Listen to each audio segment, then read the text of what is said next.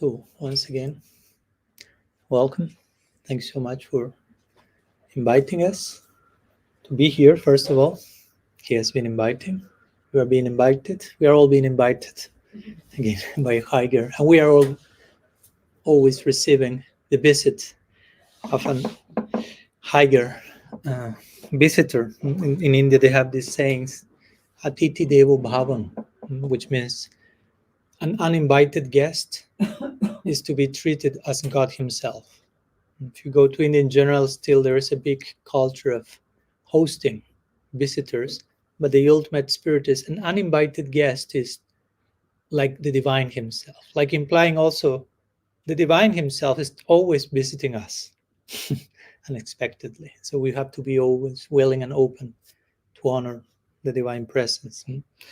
So in an attempt to do that today, and the next 2 days, we'll beginning today a 3-part series on the Bhagavad-gita, today, tomorrow, and Sunday. And we'll be talking on essential truths from the Bhagavad-gita. To be honest, it's very difficult to speak about this in 3 days only. 3 lifetimes maybe do justice. Still, I'm not sure. 3 days, I'm still figuring out how to do.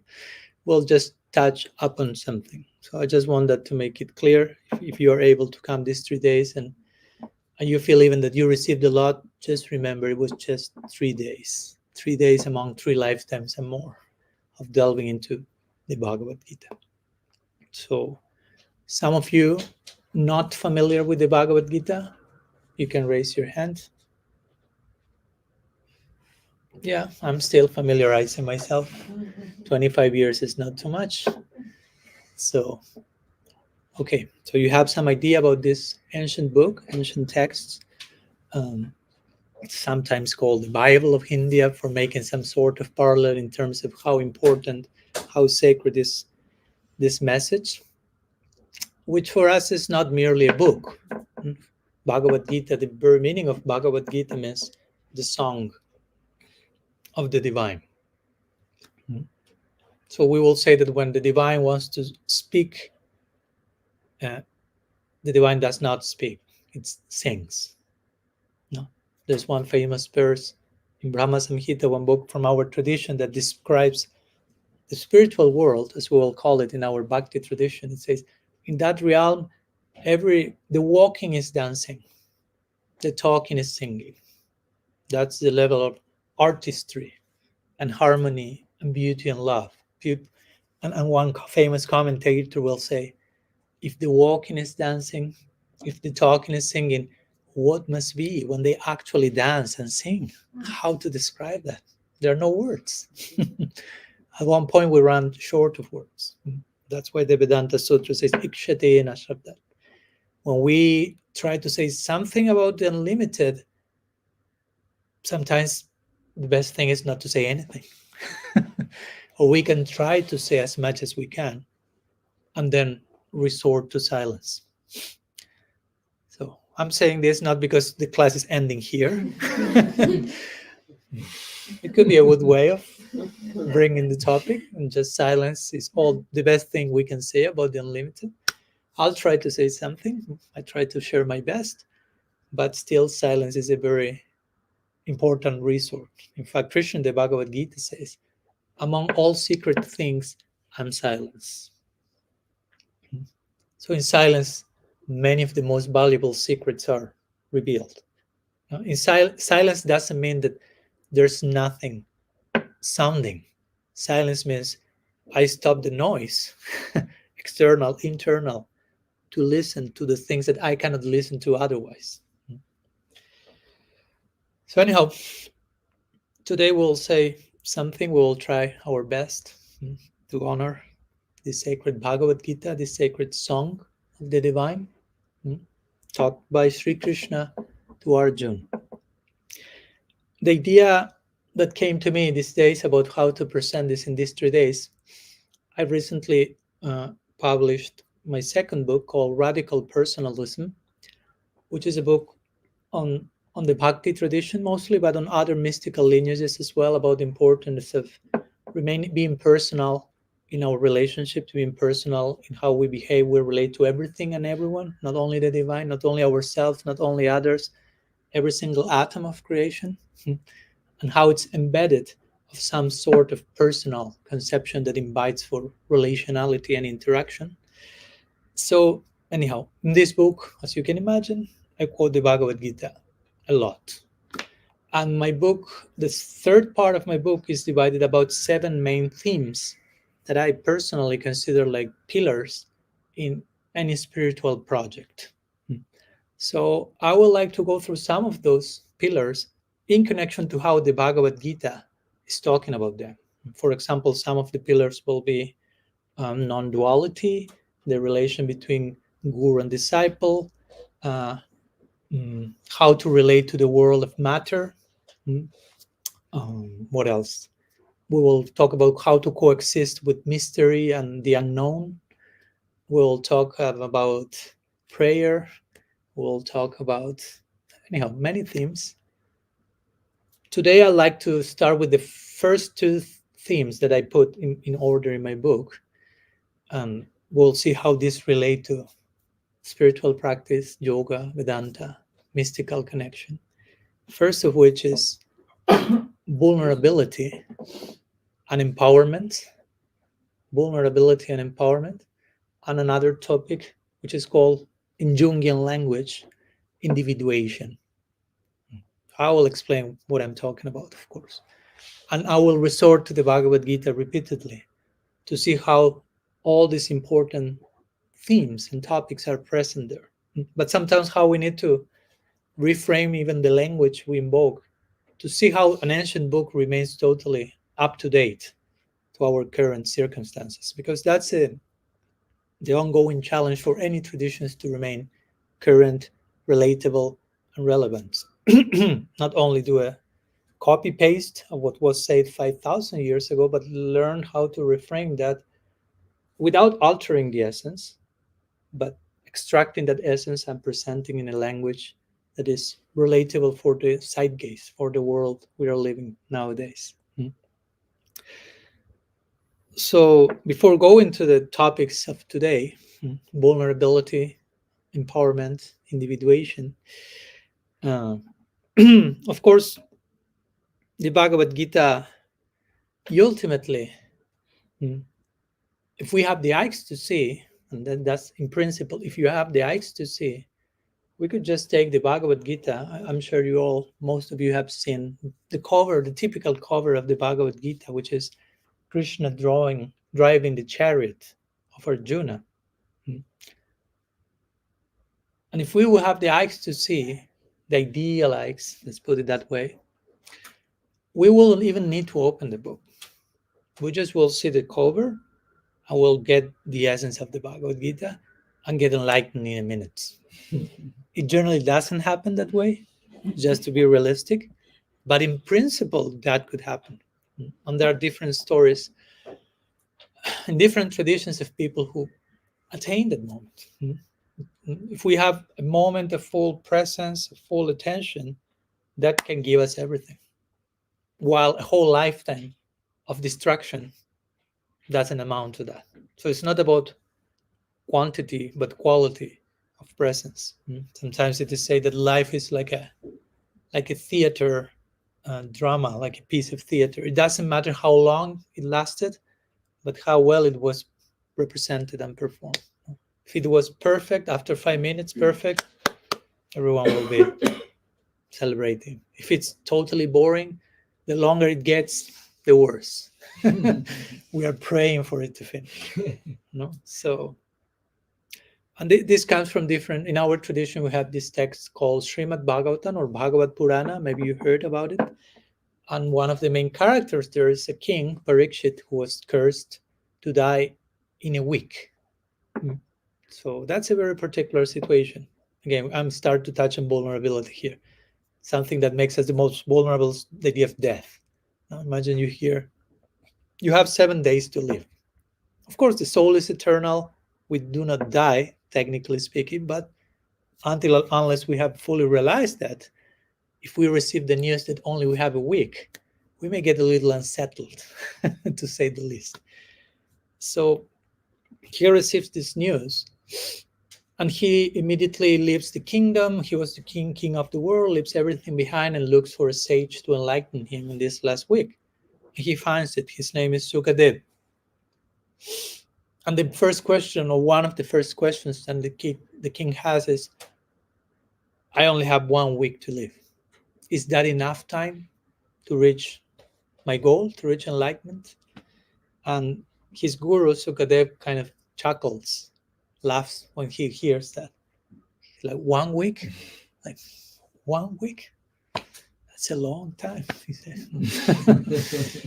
Just one moment of perfect attention, proper presence, more than enough. Because all perfection is here and now in the present moment. Perfection, as one of my teachers will say, perfection is everywhere. Those 3 words can just like change your life forever. Perfection is everywhere. We'll be talking more in these days, but many times we sometimes orient our practice in terms of perfection is not here, is somewhere else, and we sometimes point like this. So I'm here and I have to reach there. But actually, all that I need for the ultimate perfection is everywhere. I just need to become aware of that, to look in the proper direction. And it may take lifetimes to look in the proper direction. No problem, no rush. That's how I would say. If you are already on the path, no rush. You're already on the path. It's a matter of time, and you can already celebrate that you are on the path. So anyhow, my point is that Sukadev say, 1 week, long time. 1 moment, you can attain everything. Just seeing the cover of the Bhagavad-gita, you can attain perfection. And this is what happened once when Sri Chaitanya Dev, who is considered a manifestation of the divine in our tradition, he was touring South India. And once he sees one person holding the Bhagavad-gita in his hand without opening it, just looking at the cover and crying profusely. So Sri Chaitanya Dev was very curious, like, why is this person crying? He got the news that this person was illiterate. He didn't know how to read. So surely he's not crying because of the content of the Gita, because he doesn't know how to read it. He's just looking at the cover and crying and crying. No? So he's very intrigued, like, why are you crying? I heard that you don't know how to read the Bhagavad-gita. Why are you crying? And he said, well, because I'm looking at this cover. I'm sorry I don't have here a cover like to illustrate my story, but try to visualize that. No? I'm looking at the cover of the Bhagavad-gita, and here there is the absolute Krishna, the Supreme, and his devotee, his loving devotee, his friend, Arjuna. And God, the absolute, is driving the chariot of his devotee. No? So the absolute is serving his devotee. No? Supposedly we generally think everyone is to serve God. But here we are seeing God being a servant of his friend and devotee. So he says, and this is by the power of love. When someone has deep love, the divine himself becomes conquered by love. So I just cannot contain myself, he says. When I just reflect about the power of love to the point that God himself becomes a servant of his lover, this is too much. He starts to cry. And Sri Chaitanya Dev says, you have understood the Bhagavad-gita. You don't need to read it. you saw the cover and you were able to extract the ultimate message of the Bhagavad-gita, which is bhakti, love. And that's the very conclusion of the Gita. He says, of all yogas, yoginam api sarvisham madgatin antaratmana shradhavam bhajate jaman same yuktatma mada. Do you want me to torture you with Sanskrit slokas? Or yeah, no problem? Okay. I have a masochist audience here. I always ask just in case. So in this verse, this is the last verse of chapter 6. For those who are Gita nerds, 6th chapter, verse 47. And Krishna is saying, of all types of yogas, of all practitioners of yoga, he who has a deep faith and worships me with profound love, he's the highest yogi. Because yoga means union. And the highest form of union is love. So, anyhow, this is the zenith of the Bhagavad-gita. just by looking at its cover, it may be enough. But again, being realistic, going back to earth, probably we need to open the book. We need to talk about the book. Again, I won't show you the cover now and conclude my lecture here.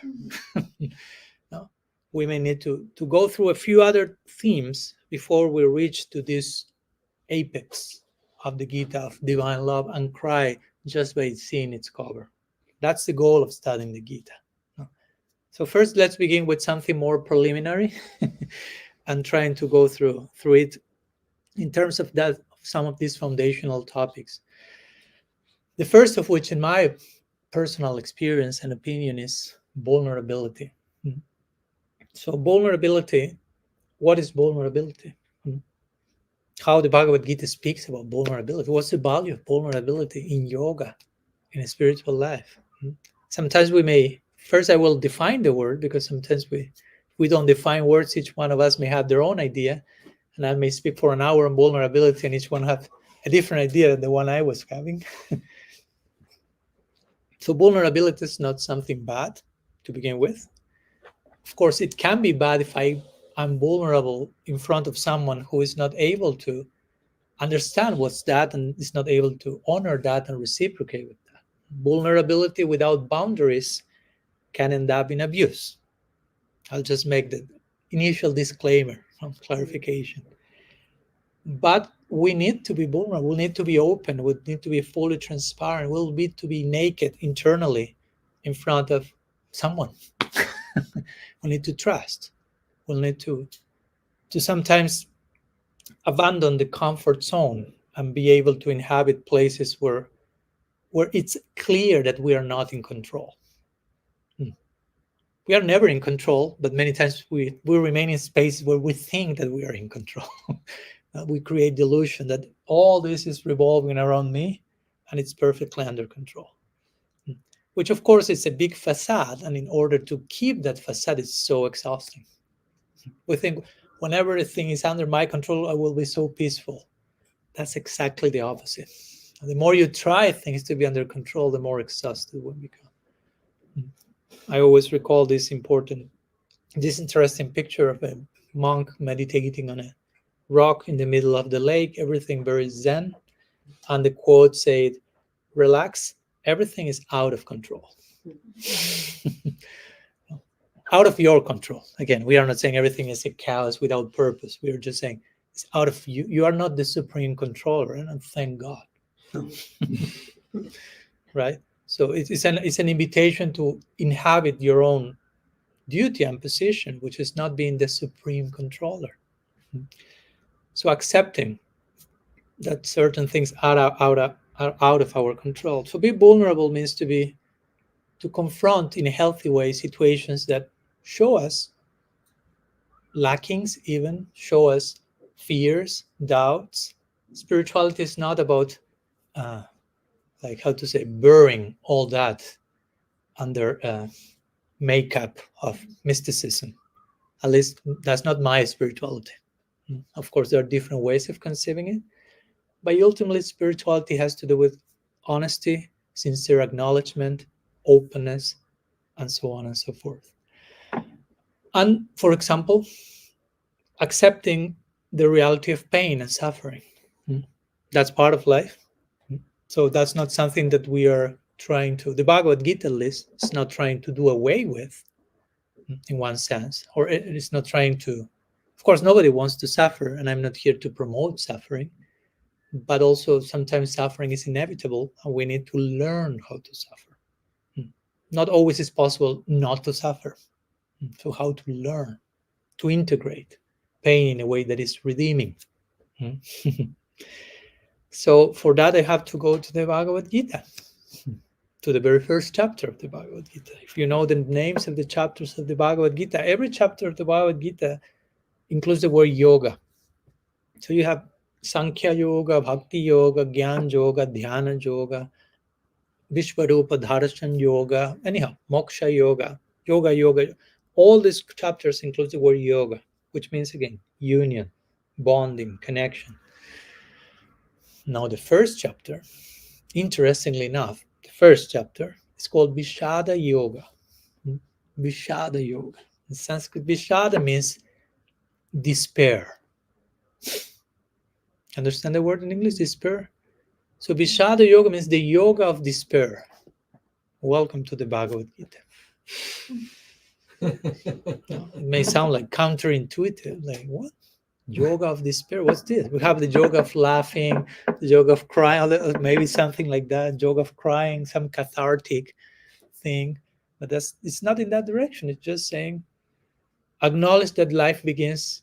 To begin with, acknowledge that this exists. No? Like, for example, I don't know, in Buddhism, they will say life is suffering. It's another, maybe school, another perspective, but the point of this is it's not life is suffering, it's all about suffering, but just there is suffering. So start by acknowledging that, because the moment we don't acknowledge something, that stops existing for us. For us, it doesn't stop existing. Still existing, still influencing us, but we live as if that's not existing. So it starts affecting us completely, but we are not aware of that. And we are trying to solve that, but since we are not aware of that, we think it's something else. So we try to solve the something else, but the actual thing is still influencing us. So the more we try to solve the something else, the more the problem increases. Follow my point? So it's very important that we start acknowledging this reality of suffering, of it's not an eternal situation for the soul in perfection, let's put it that way, but in our human condition, embodiment, we have to deal with emotions, we have to deal with ups and downs, we have to deal with so many waves, mental waves, however you may like to call them. And we are not invited to deny them. No, spiritual life, as we will see, is not about repression, about denial.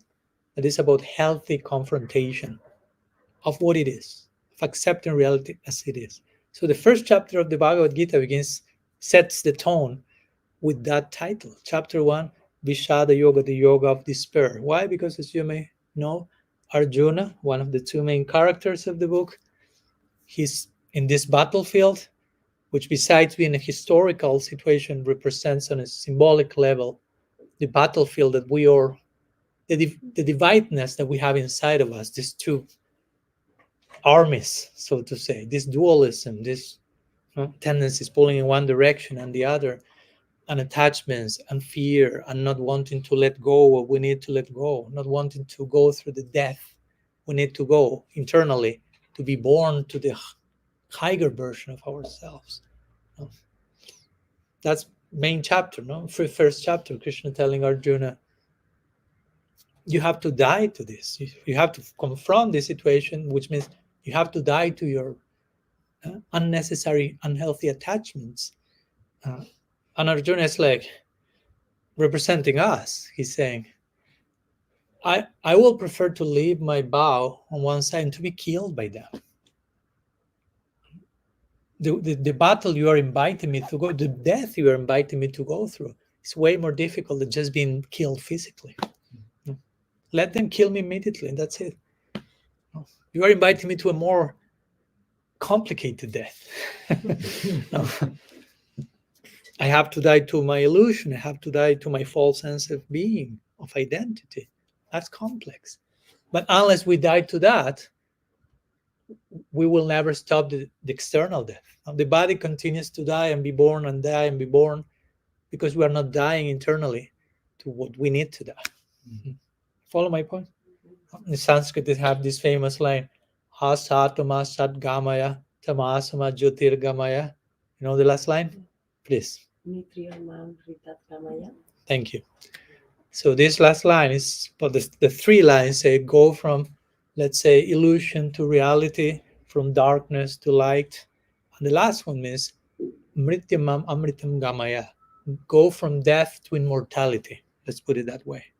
So in Sanskrit, death is Mrityam or Mrityar. And immortality is Amrityam. So it's interesting because the word death is included in the word immortality, plus 1A. So immortality includes the word death, which means you want to be immortal, you have to go through some form of death for attaining that. If you want Amrityam, you need some Mrityam. We need to die on a daily basis. to one layer in a sustainable way. No, we don't want any of you to leave this meeting in a neurotic fashion. Like, I need to die, I need to die. No, please. I want to make it as user-friendly as possible. So I should stop using the word death by now. But you get my point. It has to be sustainable, but on a daily, that's progress, no? Like accepting a higher way of seeing things and letting go of a lower version of it. The next day, accepting a higher version of myself, letting go a lower version, like shedding the snake, shedding all skin, so to say, a gradual, sustainable progress. So in the first chapter, Arjuna is going through this tremendous crisis, as we know. He is the topmost warrior on planet Earth. I mean, a warrior at that time, a Vedic warrior, these guys were no joke. You know, these persons were very courageous, lots of integrity. They were not, how to say, trembling in front of a battle at all. And he was the topmost of all. But in this particular case, Arjuna, at one point of this chapter, he throws the Gandiva, his bow, and he falls to the ground and starts crying like a baby, basically. So you try to imagine the contrast. The most powerful, courageous warrior on all planet Earth on the floor, throwing, wet, crying, afraid, trembling, because he's going through all these unredeemed parts, so to say. So, but Arjuna is acknowledging that. The point is that Arjuna, at one point, he tries to escape that, showing our tendency, Krishna, telling Krishna, I prefer to live that, to become a mendicant, to be killed in battle, everything, anything but what you are asking me to do. And Krishna is basically, but what I'm asking to do is what you need to do, actually. So many times the very thing we need to do is the last one on the list. And we have all this list of to-dos list that should go last in the list, but the whole list is in the other way, upside down. So eventually Krishna, Arjuna has the courage to confront his emotions, to sit with his emotions, not to sit on his emotions. Right? Many times we are very expert in sitting on our emotions. No, there's nothing else, everything is fine. And you are accumulating pressure, and suddenly the asana will like explode, because there is so much there. It's like if you have a hose with water and the water is coming and you just close the hose and the water starts to, something will happen very soon. So in the same way, Arjuna, at one point, he accepts that. He accepts his emotions. And only when that happens, the Gita starts officially. Krishna's teaching to Arjuna can begin. And only at that moment, Arjuna is in a teachable moment. Before that, he's in denial. Before that, he has a long list of arguments to Krishna, to his teacher. Why not to fight this? So Krishna doesn't say anything. The first chapter and a little bit more is just Arjuna's discourse, Arjuna's sermon to Krishna, so to say. He's explaining very eloquently why not to fight, very eloquently here in his head, but not fully integrated what's going on in his heart. So Krishna doesn't say anything. He's just waiting for the host to, and for Arjuna to realize, I'm in a labyrinth and I don't know how to leave this place. I'm completely bewildered. I need to confront my situation. So Arjuna becomes honest enough to recognize, I don't know what to do. I don't know what to do with my life. Which again, that's pretty vulnerable to say that. We generally are not just by life in the street saying that to everyone. No, I don't know what to do with my life. Many of us feel embarrassed even if we feel that.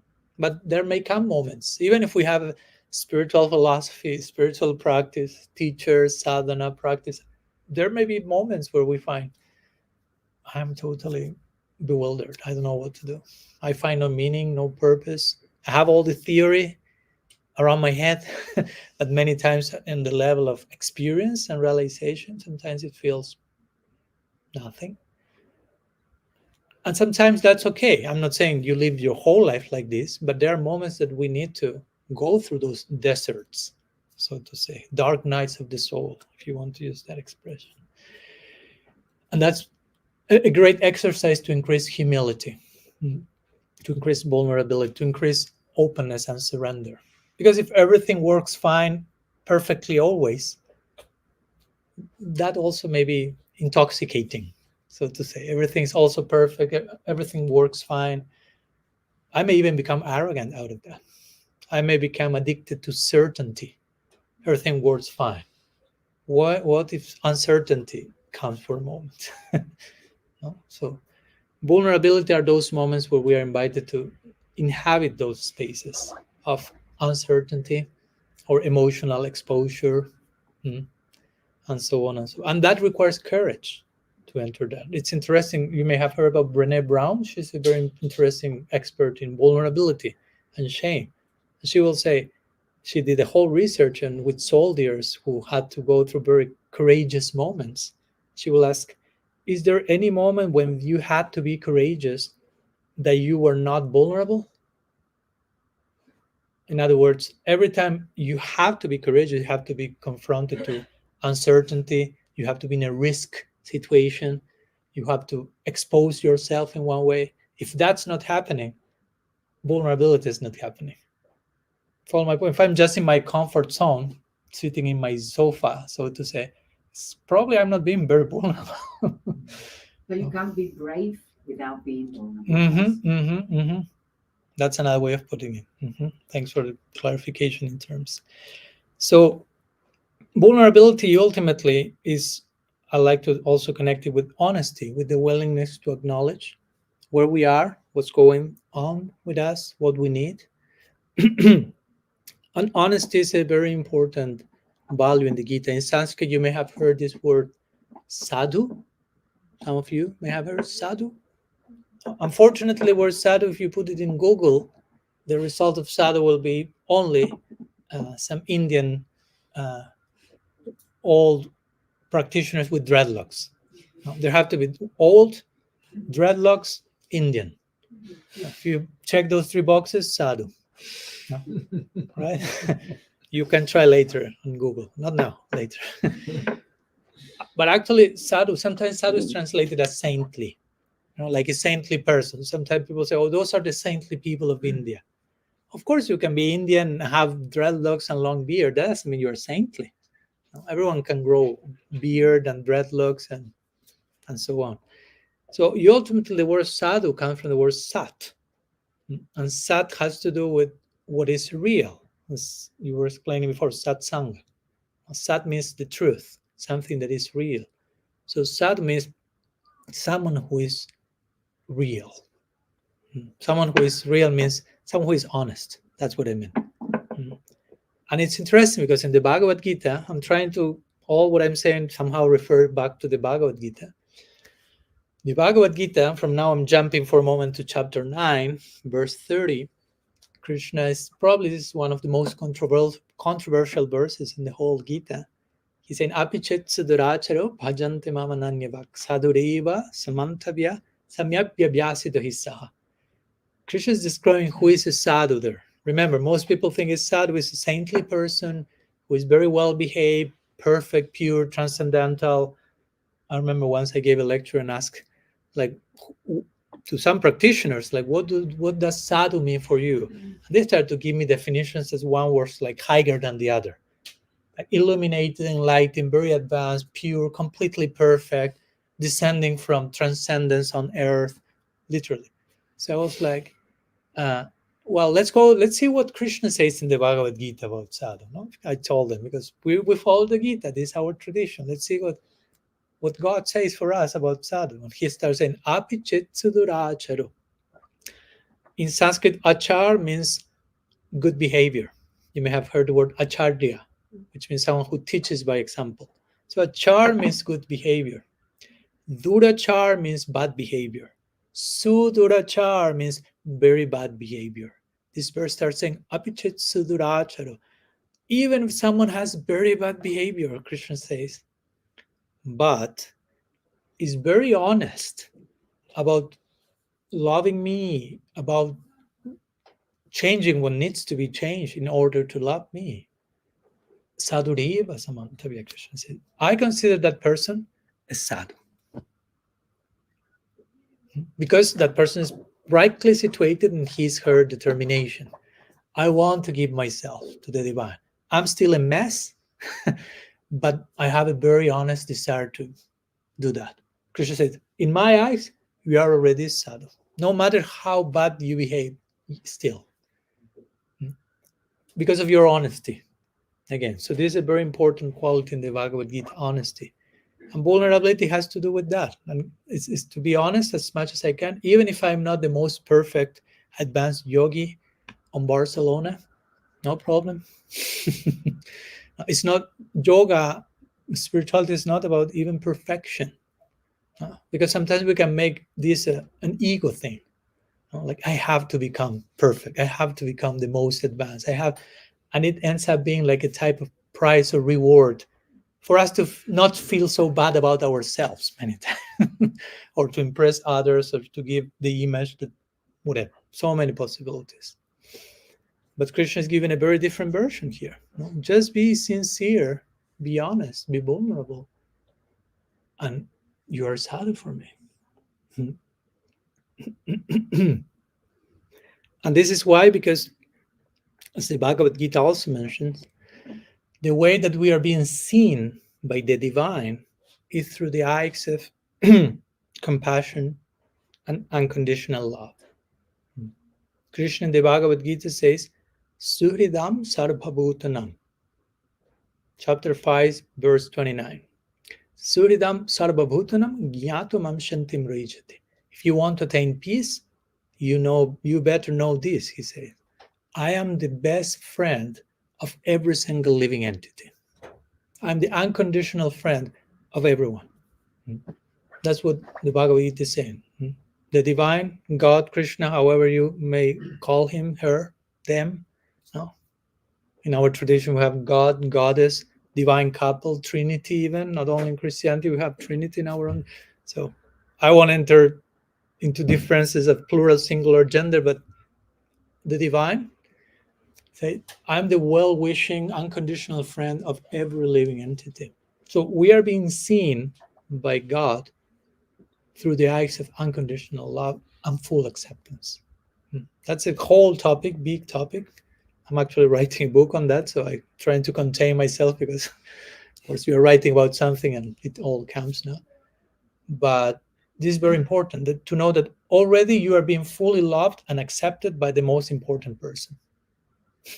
Because many of us on life moved with lots of sense of I'm unlovable, I'm unworthy, I'm worthless, even sometimes. I'm unacceptable. So we start from from a foundation of scarcity instead of a foundation of abundance. You're already loved immediately, fully. Therefore, if I know that I'm loved, I can dare to love others. That's a big project. But if I feel nobody loves me, I'm unlovable, I may not even try to love anyone. You follow my point? So Krishna the Gita says, Sohridam Sarvabhutana. All living entities, not only all human beings, not only all yogis, not only people from this religion, so to say, all Sarvabhutanam means all living entities. I have infinite affection for each one of them. So we are being seen by the divine through that eye. So my point is, we can be vulnerable in front of that. We are being seen by someone who fully loves us, fully accepts us for who we are, no matter how broken, messy we may be. We are being seen by someone who loves us beyond all that, including all that. In Sanskrit, that's called darshan. You may have heard the word darshan. Darshan sometimes is translated as seeing, but ultimately darshan means to be seen. Because many times we orient our life more from the place of, I am the seer. No, I am the one who is seeing now. But from the bigger picture, I am being seen. I'm also seeing on some level, but I'm being seen from above through unconditional love. So darshan means We are being seen by sacred love, and that invites us to be open and present ourselves for who we are. That's how Krishna, or the divine, sees us. In the Bhagavad-gita, he says in 2nd chapter, verse 29, this is a very interesting verse. He's speaking about the soul in chapter 2. You may have read it, Sankhya Yoga. So he starts to say what the soul is. And that's difficult because whenever you describe something, you generally try to compare it with something else to give an idea. Like if you ask me, Swami, what's a tabla? Of course, this is a tabla. I'm spoiling my example. But imagine that there's no tabla here. So I cannot just say this is tabla. So you say, before becoming a Swami, I was playing tabla. I tell you, as I was telling you before. And so I say, and what's a tabla? Because if you speak Spanish, you will think a tabla is just a piece of wood. You know? Like, you played tabla, what does it mean? You had a very boring childhood. No? Like a piece of wood, and I played tabla. No? And no, I want to actually convey the proper idea. This is tabla, but I don't have a picture, so I'll tell you a tabla is a drum, or 2 drums in this case, a percussion instrument. I will give you some point of reference, right, to give you an idea. Generally, when we try to describe something that is unknown to us, we give some point of reference. But when speaking about the soul, what's the point of reference? The soul is like nothing from this world in one sense. I cannot say soul is like a tree, soul is like a piece of wood, like a tabla. The soul is like what?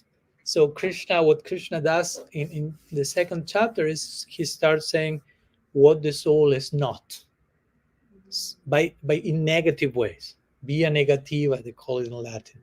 Neti neti in Sanskrit. The soul cannot be burned. The soul cannot be killed. The soul is not born. The soul doesn't die. The soul, in those terms, what the soul is not. After many verses. And when the time comes to say something positive, because, okay, that's what the soul is not. That's what the Atman, our self, is not. So what the Atman is there something positive that we can say about it? So in verse 29, Krishna has something positive to say about the soul. After saying what the soul is not, he says, Ascharyavat, Ascharyavat, Ascharyavat. He repeats this word 3 times. So in Sanskrit, Ascharya means wonderful. So that's the best word he finds to say who we are in his eyes. No, he's basically telling each of us, you're wonderful, wonderful, wonderful. Ascharya means that in Sanskrit, wonderful, amazing, miraculous, shocking, like you are too much, something like that. You are shockingly wonderful. No. We just wish that someone may say that to us once in a lifetime, right? You are shockingly wonderful. No? And if someone tells us that to us, we give them our inheritance, we marry them, we give, I'm yours. Finally, something. But the divine is saying that already from time without beginning to each of us 3 times, not even once, 3 times. In Sanskrit, when you say something 3 times, it means this is a very important thing. It needs to be clear. You are wonderful, wonderful, wonderful. The soul is wonderful, and we are the soul. Wonderful. So on that foundation, again, that's how we are being seen by the divine. That's what the Bhagavad-gita says. God loves everyone, and he considers each one of us wonderful. So I would say on that foundation, we can, even if we still have our shortcomings, we can open ourselves to acknowledge them, to integrate them, understanding that beyond all that, we as an Atman, as a spiritual being, as consciousness itself, we are wonderful. There's a place to say, I'm wonderful, without being narcissistic. Because if someone, of course, you meet someone and the person starts to tell you, I'm wonderful, it's like, okay, we have a clinical case here. But there's a place on this basis to say, I'm wonderful. Of course, not only I am wonderful, everyone, all of you, but I'm not my own creation. So I don't have any reason to become proud. That's what it is. That's who I am. That's what I happen to be. A wonderful soul. I'm not my own creation, so I cannot become proud of something I didn't do, because we are not done. Listen, according to the Bhagavad-gita, the soul exists eternally. So there's not a moment that we are like created in a factory. Okay, now one more, here it goes. No, we are eternal, which in itself is something beyond our cognitive capacities, to think about something without beginning and end. Wow, wonderful. That's who we are. So when we acknowledge all these things and try to put all these things together and try and allow ourselves to be vulnerable and to open our hearts in proper safe space, safe circle, that's another meaning of satsanga. Sat means, again, truth. We could say honesty. And sangha, interestingly, means not only company or association. In the Bhagavad-gita, the word sangha, the main usage of sangha is attachment. And attachment is not necessarily something bad, depending to what you are attached from, which place. No? If I attach to kirtan, that's no problem. If I'm attached to being honest, no problem. So satsanga, sat means honesty. One of the meanings, sangha means attachment. So satsanga means a particular circle gathering where we are all attaching to being honest with one another. Basically, that's kind of the ethic of the meeting. Let's get together to be as transparent as we can. Not in a forced way, not imposing anything, but let's create that safe space where we can get together, be as honest as we can, and be fully empowered by that. As I mentioned before, vulnerability, wrongly expressed, can lead to abuse. Properly expressed, can lead to full empowerment. When you are open to being ready to open yourself and be fully received by the other, fully heard, fully accepted, wow, that can be so empowering. And that's the idea, of course. That's about the vulnerability that the Bhagavad-gita is trying to promote here. And that's what Krishna says in the Gita. One more verse before going to the second topic, individuation.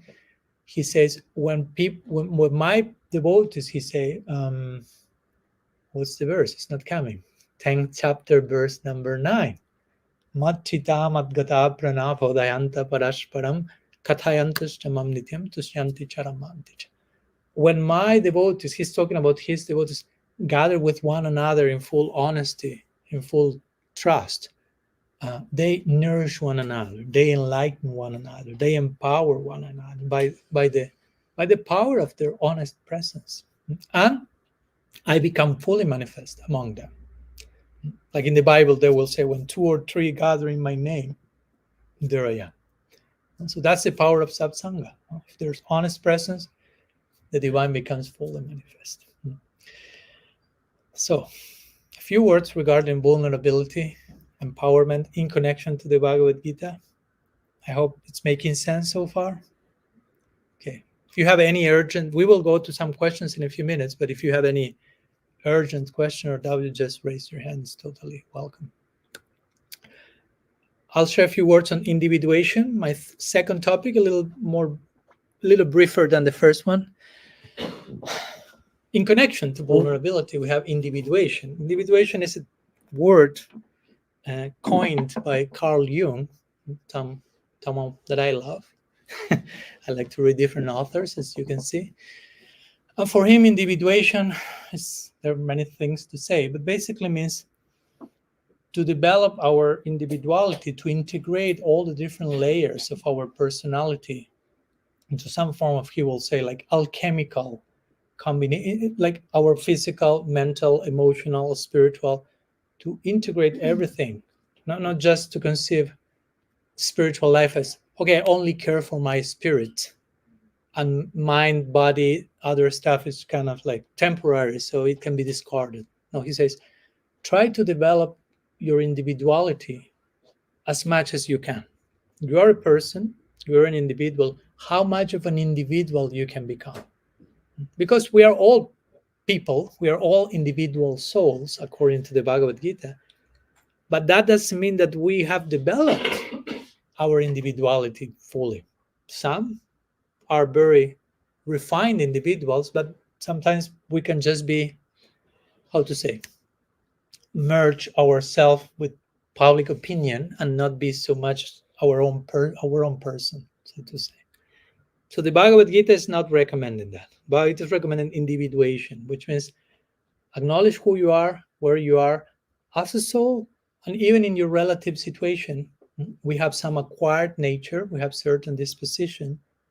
Acknowledge that and integrate that into your spiritual project. The Bhagavad Gita speaks of Varna ashram, which sometimes is a little bit misinterpreted and described like the caste system. Caste, you say? Yeah.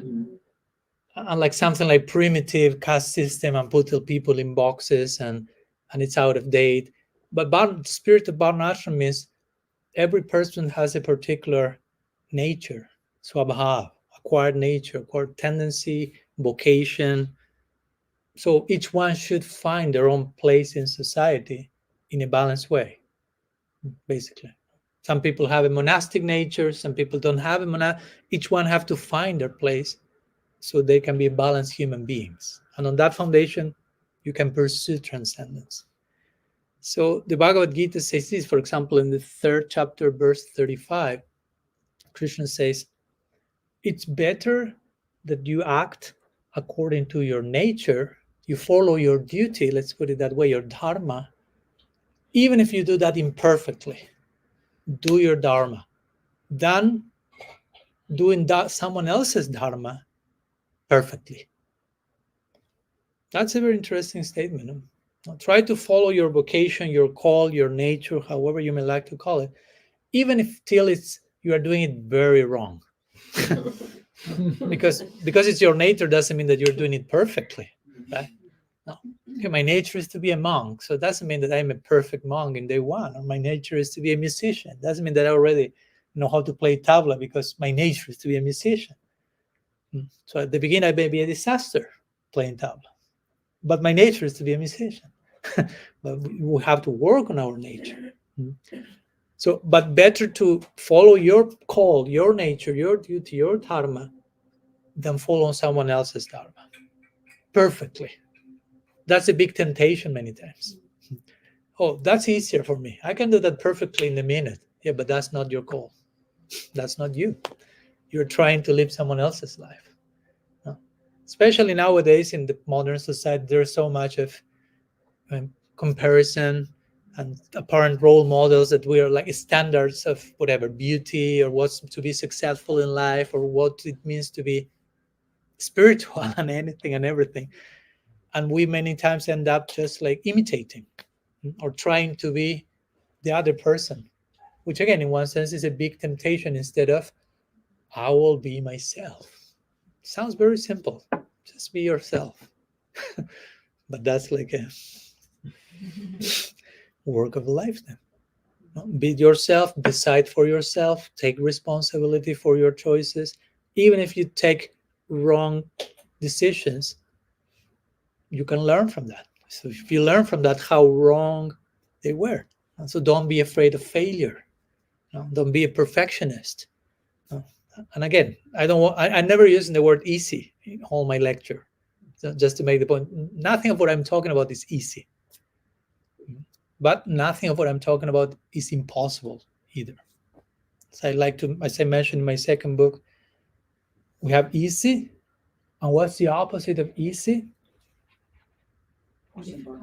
Impossible. Thank you so much. Not difficult. Impossible. Easy, one extreme. Impossible, the other extreme. What's the middle point between easy and impossible? You tell me. Difficult. Difficult, right? It's another way of putting it. It's possible, but it's difficult, but it's possible. Because sometimes we make difficult equal with impossible. You follow? And the only chance we have is let's go for the easy thing. But easy, as I like to say, easy is never the way out. We need something difficult, not impossible, because it's discouraging, but difficult enough as to be challenged so we can grow. Again, in a sustainable way, but we need to have that impetus to continue growing. Sounds good. Okay.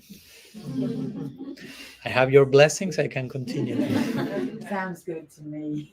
Okay. Thank you. Sounds difficult. Yeah. But this reality. That's my point. It's a No? nice. Yeah, of course. It has to be a difficulty again. That is not The it. difficult was kind of not that nice. Okay. Yeah, I don't want again to discourage anyone here, but also I don't want to paint you an idea, a pink color idea that everything is easy, because that's not reality, but impossible either. Just a healthy level of growth and challenge. So this verse of the Gita invites for this, for, in one sense, I would say invite for self-acceptance, like accept who you are, and on that foundation, change whatever you need to change.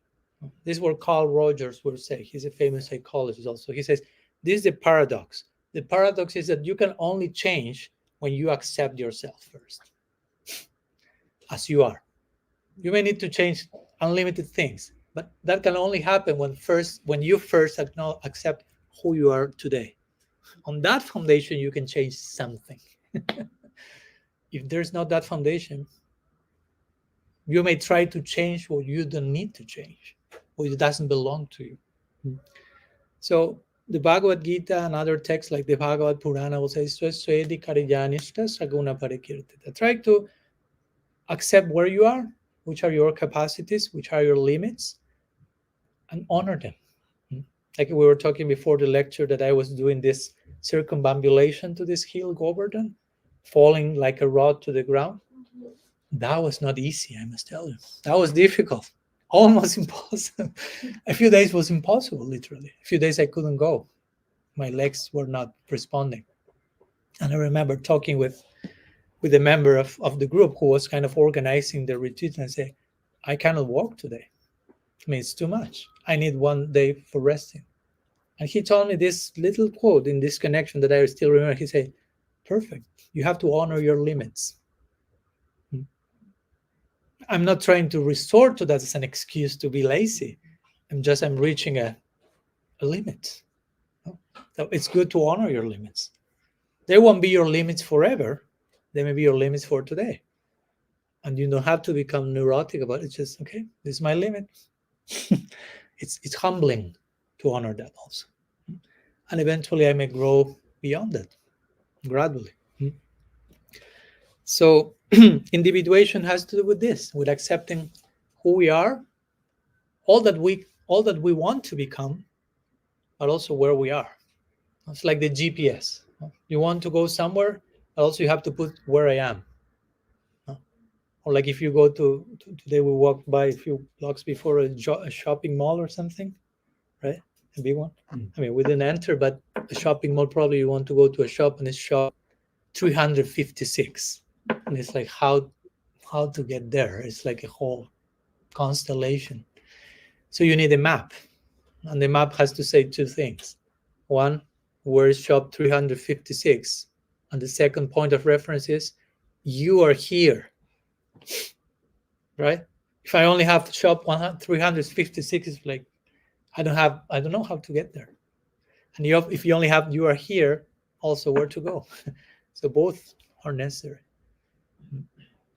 So the you are here is, again, acceptance, honesty, sincerity, and be willing to coexist with all the different dimensions that we are going through as humans. Krishna in the 6th chapter, 6th verse of the Gita says, Mandurat matmanashtasya yanad by batmanajitaha anatmanastu satritoye bhartitat mayavas satruvat.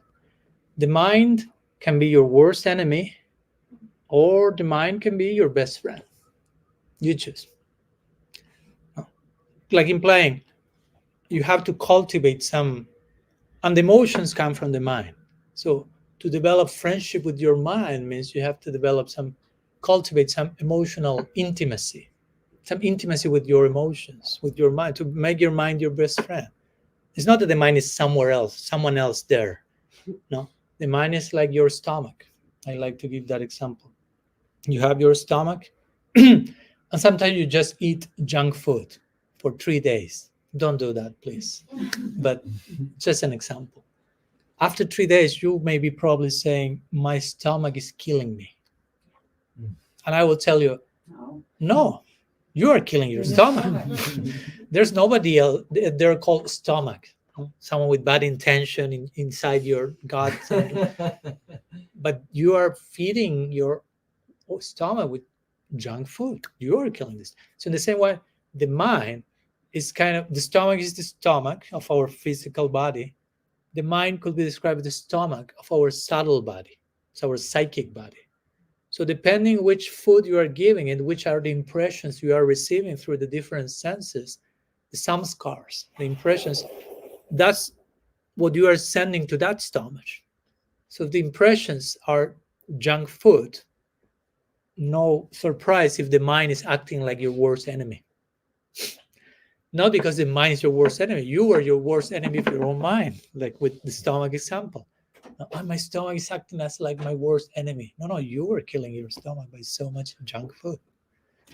So in the same way, if our mind is not acting as our best friend, that's only speaking how much we are being the friend of our mind or not, and how much we have to cultivate the proper connection with the mind, with the emotions, without need of any repression. Krishna, in the 3rd chapter of the Gita, verse 33, he says, what can be attained by repression? It's a rhetorical question. Like the implication is nothing. He's telling Arjuna, no repression.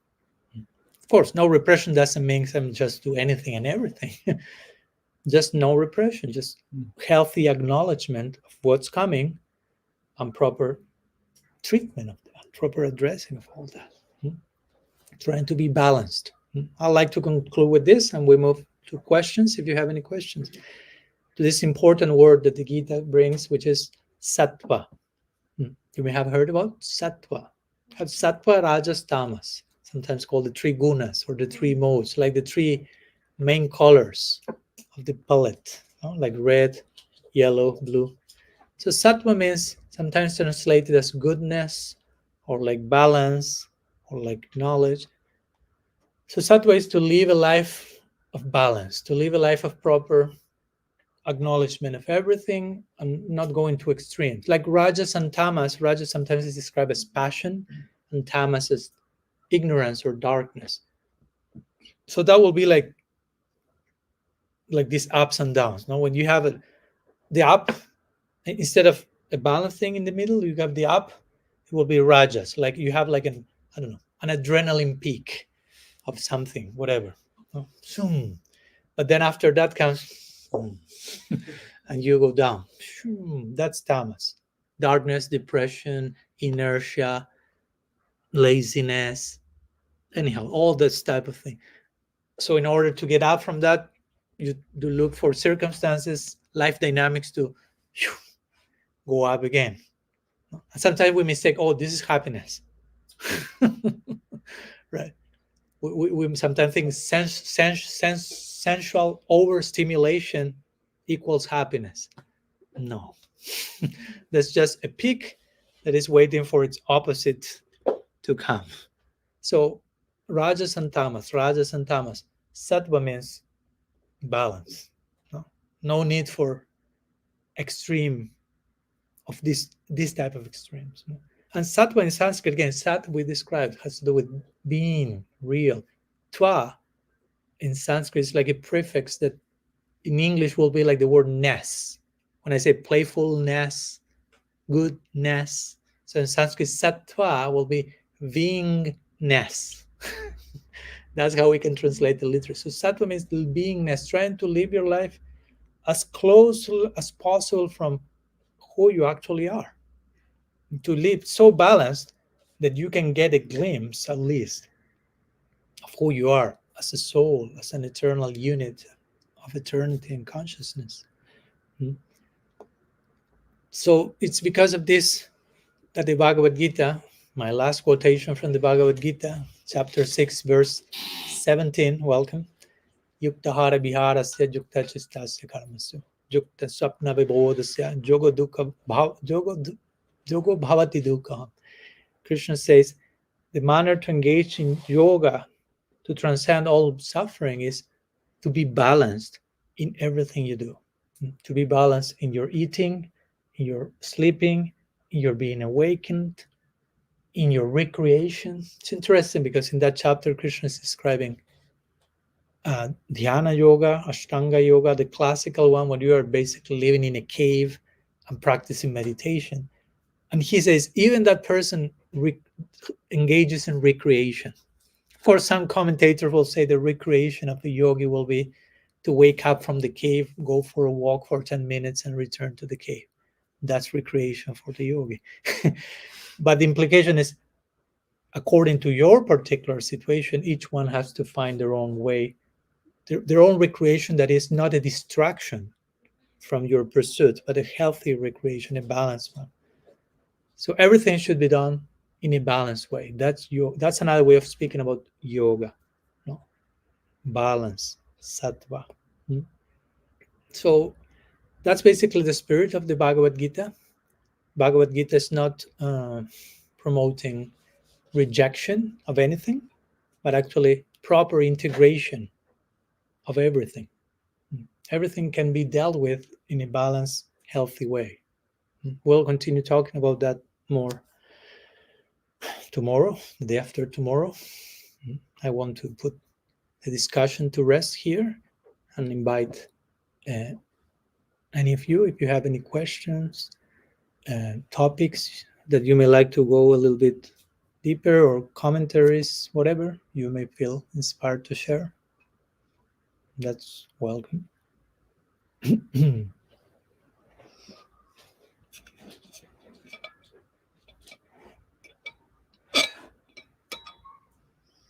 So when you are like talking about your dharma and your duty, so how you can like find out like that is actually your duty and not like something imposed, or you are following some tendency or like some society, you know?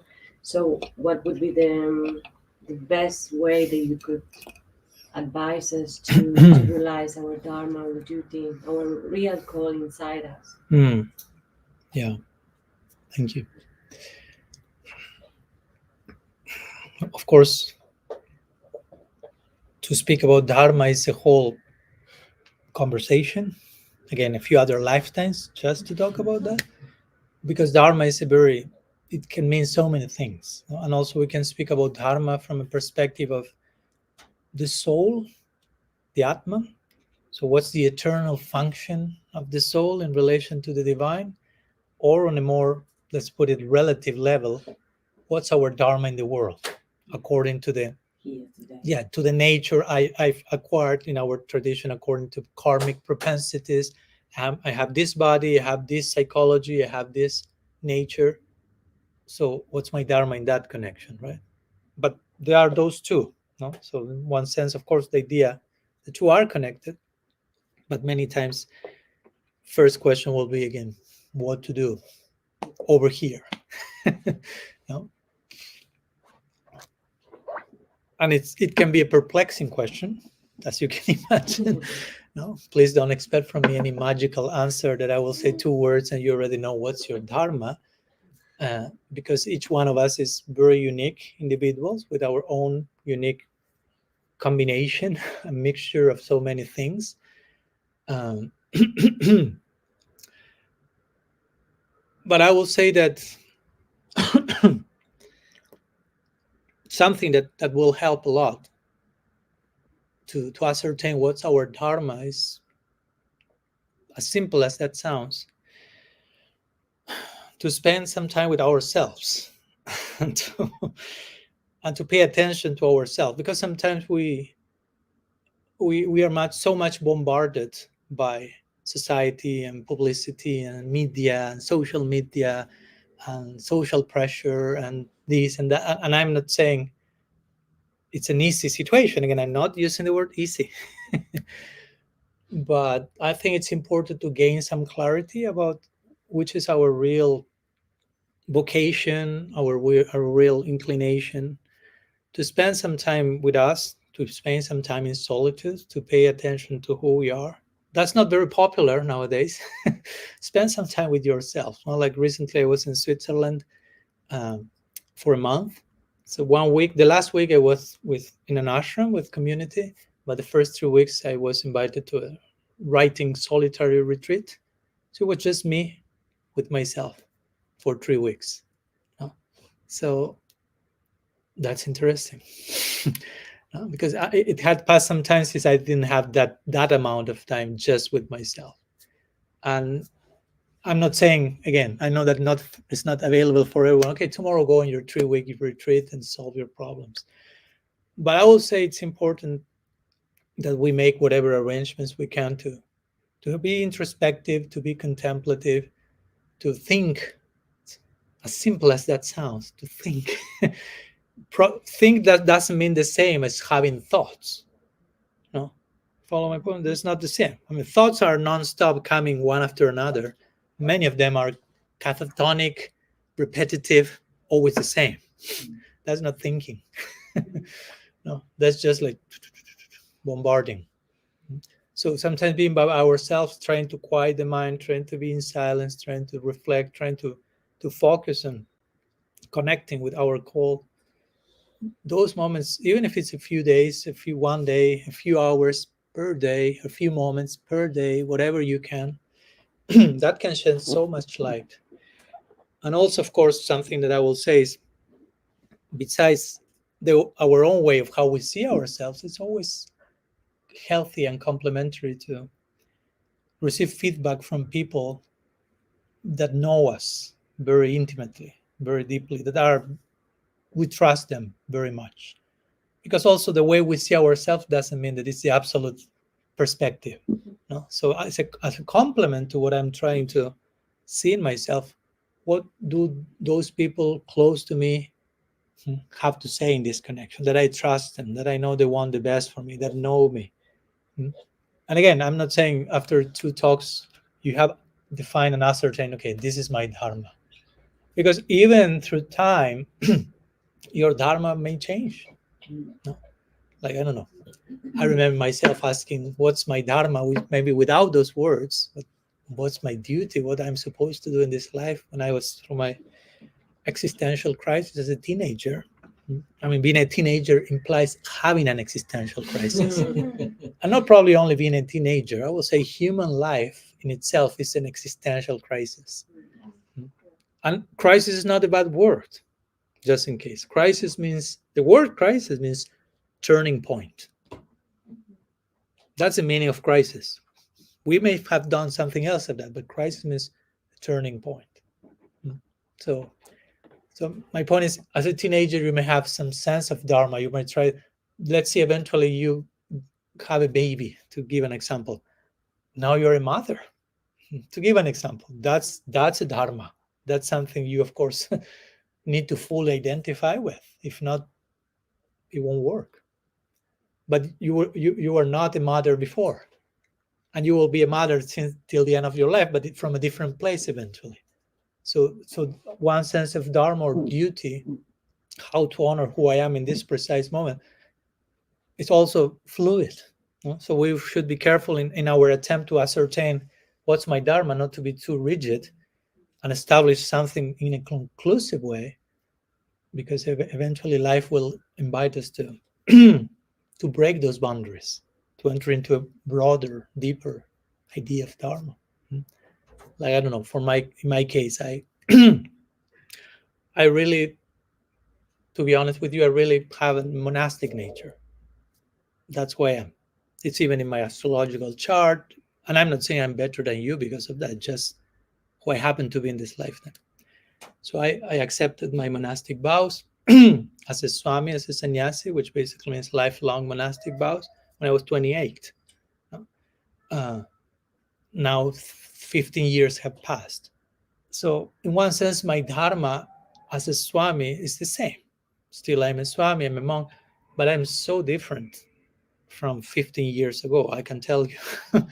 So in that sense, while in one sense I remain as a monk, and the dharma continues in a generic way, in a more specific way, it has become so nuanced, so detailed, so different from 15 years ago. So yeah, I'm not someone who likes to give like conclusive answers, like what's my dharma? This. Next question. No? It's way more intricate and complex. Not like something bad, just reality is very rich. But I will emphasize that, not trying to pay some attention, yourself, proper company, journaling. That may help also.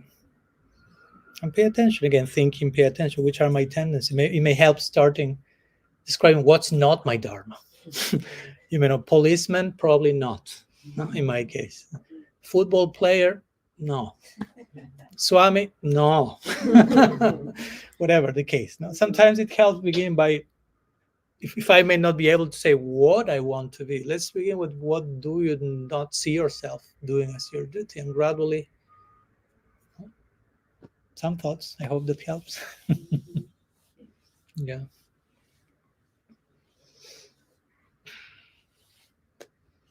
I wanted to ask Yes. about the moment in which Arjuna was crying because he didn't want to accept his duty, what he had to do, or what he was, and then how did he accept? How did he enter?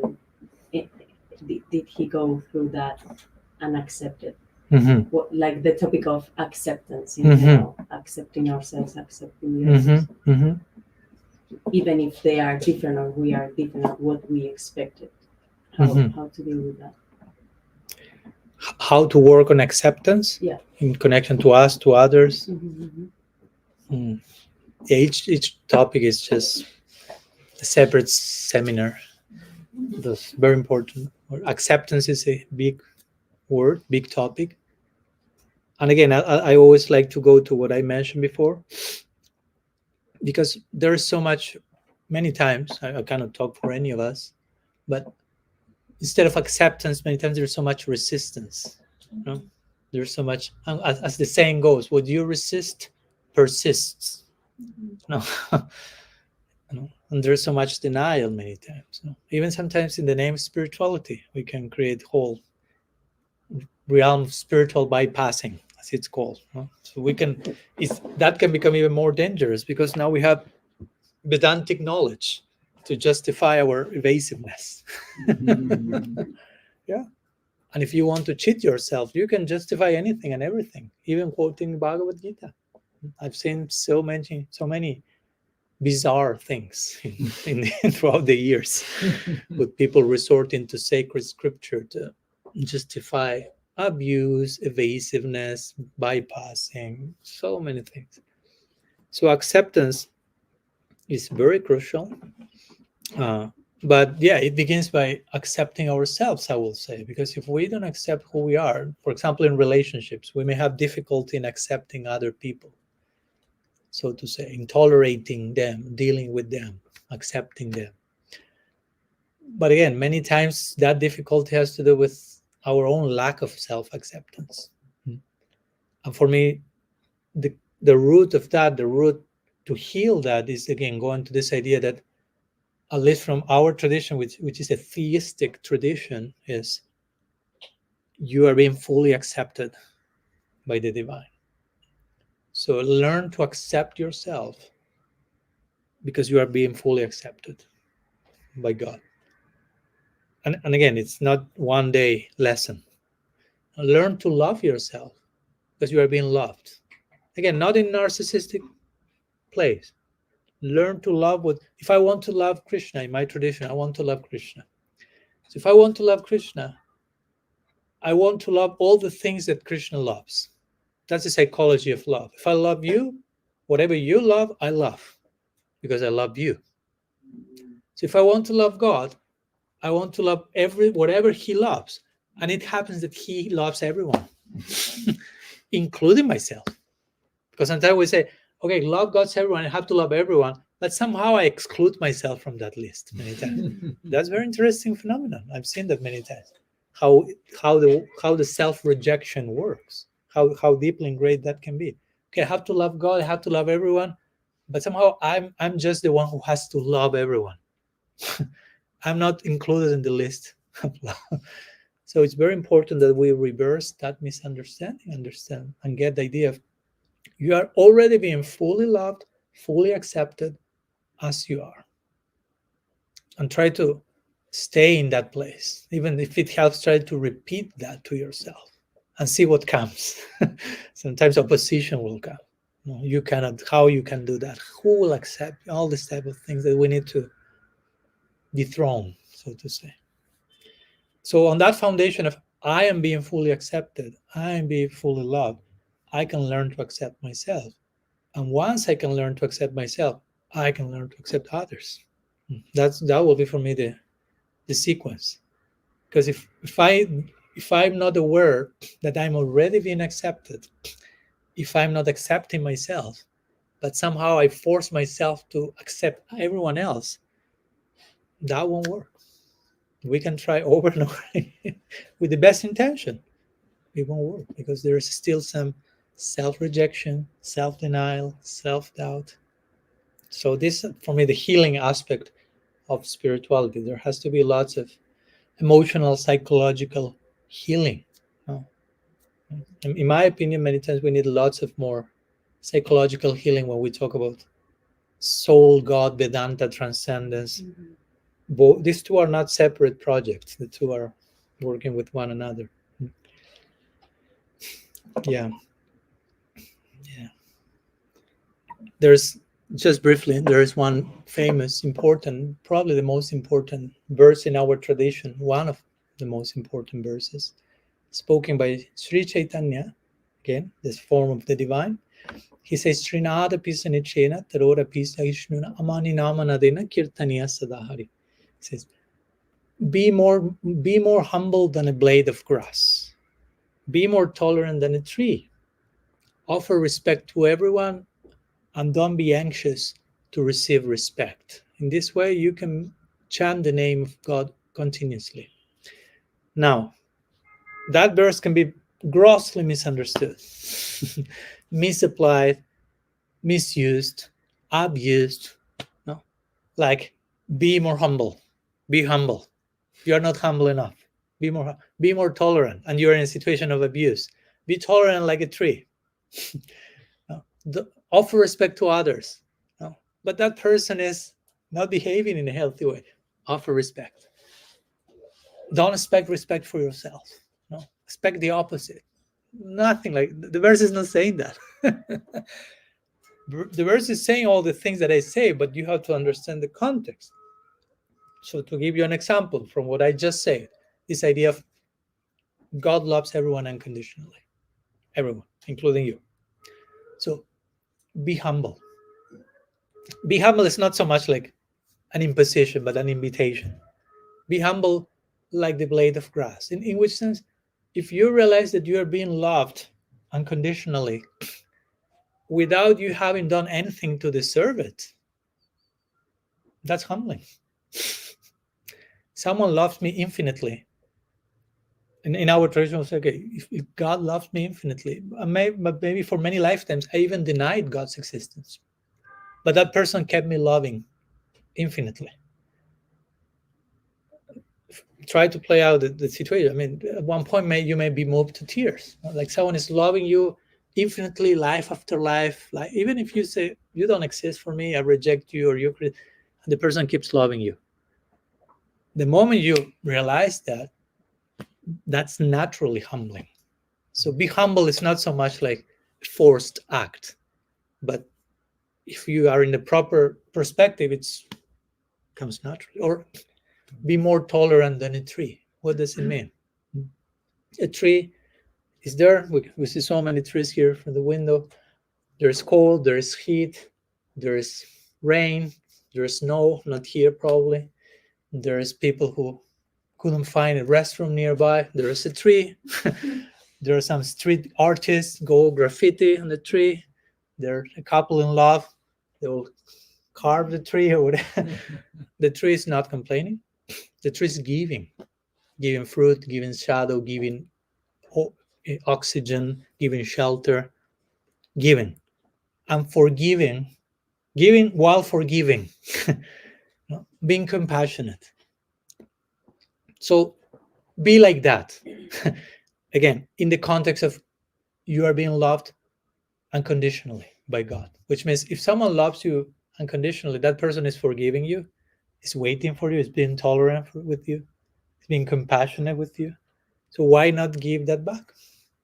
And also, if you're having a hard time with someone, but you remind yourself, if you think, oh, it's so difficult for me to tolerate this person, maybe if you think, oh, but that person is also loved by the divine. I'm not saying that you will tolerate abuse or things like that, but at least you can see something positive. You may need to take a distance from certain people, but from that distance you can appreciate, oh, that person is loved by God, because God is loving the soul, not the nonsense we can do in ignorance. No? You have to separate that, right? And the same with the other virtues. No? Offer respect to everyone, because everyone is being loved by the divine. Respect that. That's my point. It doesn't mean that you are doing some very horrible thing and you have to respect that. But continue to honor the principle of unconditional love coming. And again, that applies to you as well. You are being loved, you can honor that. So, yeah, a few thoughts on acceptance. As we said today in the beginning, accepting ourselves begins with accepting everything about ourselves. Even if something is embarrassing, if something we find, I wouldn't confess this to anyone, you have to accept that. You have to see that. You have to allow that to be. It's there. Begin by accepting, and then we can move forward to everything else. Yeah, I'm never using the word easy, just in case, and never impossible either. Yeah, and sometimes there are processes, of course. No, when I'm saying acceptance, it's not just I press a button and I'm there accepting. That may take years, depending on situations. Some of us may go through trauma and abuse and very complex scenarios.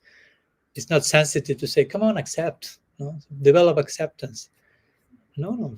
Maybe during some time we may need to be angry, and we may need to express certain things, and eventually we reach a point of, okay, reconciliation and acceptance and healthy harmony, in some cases from a distance of some people. But again, it all begins with ourselves. That's how much I'm accepting myself today, and trying to develop an awareness of that when the voices come to the opposite, self-rejection, self-doubt, how to reply to that in a loving way. not also entering into a battle, but just in a loving way, and promoting self-acceptance. Yeah. Okay. Something else before concluding? Yes. The question. So one difficult thing that I struggle with today is we live in a world where there's so much information and so many opinions and so many rights and wrongs and everything so tangled together. So this is related to the Gita in the sense when there's a talk about action, like at the beginning chapters, like you have to act even though, like, if you don't act, those people have already accepted their destiny.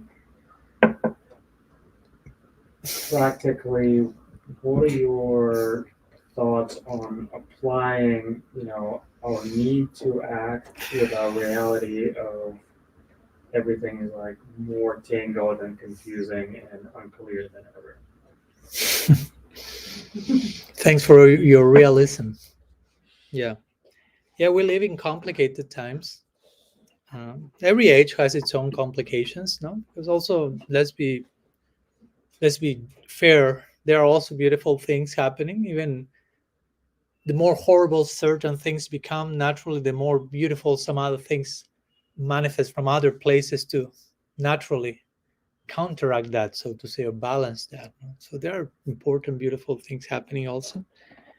But also, yeah, there is lots of, as you mentioned, opinions and information and agitation, and again, that's what I will say to begin with. It's important to create our own sacred space and sacred moments, even in our daily life, even if we are not living in an ashram in the mountains, and we have our duties in the city, so to say, which is our choice, by the way. So it's important that we not to complain, just to take responsibility.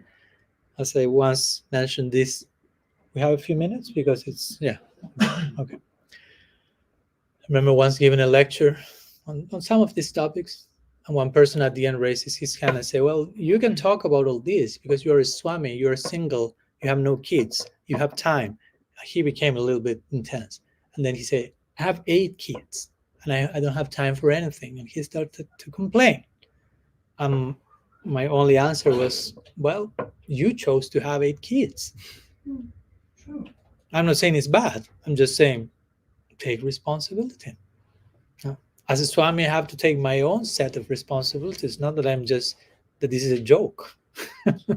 So my point is, it's also important to, I'm not saying deny where you are and see that as bad, but just take responsibility, because in a subtle way we can, if not, fall into victim consciousness. No? And nowadays there is lots of that, so I will say. And the more victim you present yourself, the more moral worth you have. And that's escapism. No? So yeah, we take responsibility where we are, what we are choosing. And on that foundation, I will say it's important to create on a daily life, on a daily basis, spaces, to sacred spaces, even our house in one corner. I mean, some little corner that is your altar, your portal. And you spend, again, you may tell me, well, Swami, but I don't have 3 hours to meditate per day. Okay, how much time you have?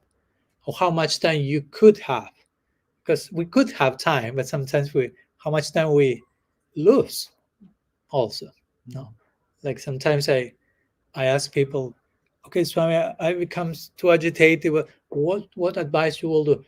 Don't take your cell phone as the very first thing you do on your day. Let's start with that. Be practical. And for some, it's like, no, because sometimes we take the phone and it's not just taking the phone to turn off the alarm. It's just turning off the alarm, and that's your beginning of the day. That's the message you are giving to the rest of the day. Don't use the phone as an alarm. That's what I do, right? That's what we do at home. It was funny yesterday. He was asking me, Swami, can you turn down the volume of your alarm, because he has 2 kids. I'm staying at their house these days, and my alarm of my clock was waking up them. And I said, but I cannot turn down the volume because my alarm is not the phone, it's this alarm. And he was like, okay, what's going on? Yeah, I'm traveling in time here. Yeah. So again, I can understand each one. I won't be here saying don't have phone at all. I'm not being that impractical, but I think it's healthy we ask ourselves, which adjustments could I do are really doable to increase the quality of the beginning of my day, to increase the quality of my presence throughout the day. And it may be small adjustments. I'm not saying here, like, make a quantum leap from one day to another. That's not realistic and sustainable. But something that you can do today and that you will know you will be able to do tomorrow and next week and next month. Not something like, okay, I become a mystic tomorrow and 2 days after I go back to normal, even worse. No? So yeah, try to start your day, instead of taking the phone, just offer some prayer, some conscious contact. Try to spend a few minutes, again, meditating, studying some sacred book. Try to give a message to the rest of your day with some sacred orientation, even if it's 5 minutes, hopefully more. I will say that every one of us have a little more than 5 minutes per day for that. We may need to scroll 5 minutes less per day. That may be a good exercise also. Sometimes you can do that's whole conversation. I remember giving some lectures on social media detox. No, be a weekend without cell phone. and see which the cold turkey that emerges. As if you can survive it, and you can survive. I remember, in this writing retreat I was there, I don't use a cell phone. I never had a cell phone in my life. I got a cell phone a few months ago to have a hotspot when I'm traveling. I don't have connection, but I didn't have in the hotspot for my writing and research. So I was basically a whole week by myself in this retreat, without social media, without anything. And you could feel the first days unconsciously, subtly, not the tension, because you are accustomed to do some things that's not there. And after 2-3 days, it was such a relief. It was such an anxiety to receive the message. Now you have Wi-Fi again. It's like, no. Again, I'm not complaining of that. I'm using that in this precise moment, so I have nothing against technology. I'm surrounded by it. But I will say, as basic as that sounds, making those small incremental steps, begin the day in a sacred way, having some time to meditate, to pray, whenever we can have a retreat, whenever we can have meetings like this. So when we have to go to work or deal with the rest of our day, we can carry with us a more profound sacred orientation, because that's an important point for me. It's not that you have your spiritual thing in the morning and the rest of your day is purely mundane and ordinary. If you choose to look like that, it's your choice. It's okay. There's lots of people coming more. So I may have spiritual life and material life. You choose to create that dichotomy. Ultimately, everything can be spiritual life. Having a baby, raising a family, going to work. If all that is properly aligned with your deeper ideal, all that becomes part of it. Of course, easier said than done. So for us to be able to integrate that, we may need some specific moments to just connect internally and study and go deep. So then we go out of those moments and are able to still keep the connection. And and have good company. Satsanga is crucial, at least for us, having good company with whom we can have proper feedback and opinions, again, regarding we live in a world that is bombarding us with polarities and very extreme duality. We'll talk more about these days, about duality as the root cause of basically every problem and the importance of creating union in the context of separateness. So we need friendships in our life, people that with whom we can be ourselves and go deep into these things. This is very important. It may take time and energy, but I will say it's important to invest part of our lives in securing those connections, so to say. But in our Bhakti tradition, again, we are not saying you have to live family life, you have to go to the forest, you have to become a monk, you have to stop working. No. You can integrate in potential, in principle, everything can become integrated into spirituality.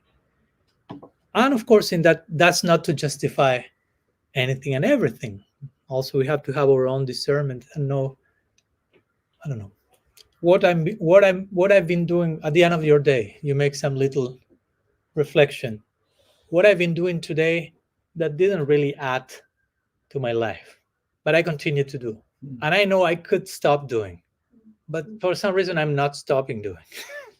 So what I can commit that is sustainable to stop doing so I can do something else, not just about stop doing things, but to have more time and energy for doing proper things. Because if not, I've talked with some friends of my community and some of them have told me at times, oh, Swami, now I'm married and I have all these commitments, but when my kids grow and I'm more free, I will have way more time free for my spirituality. And I'm like, yes, I mean, again, ideally all what you are doing should be spirituality, but even when you have that free time, if you are not training your mind now, if eventually you have more free time, you don't know what to do at that time. Mm-hmm. And probably you will do not precisely what's in your best interest. Yeah.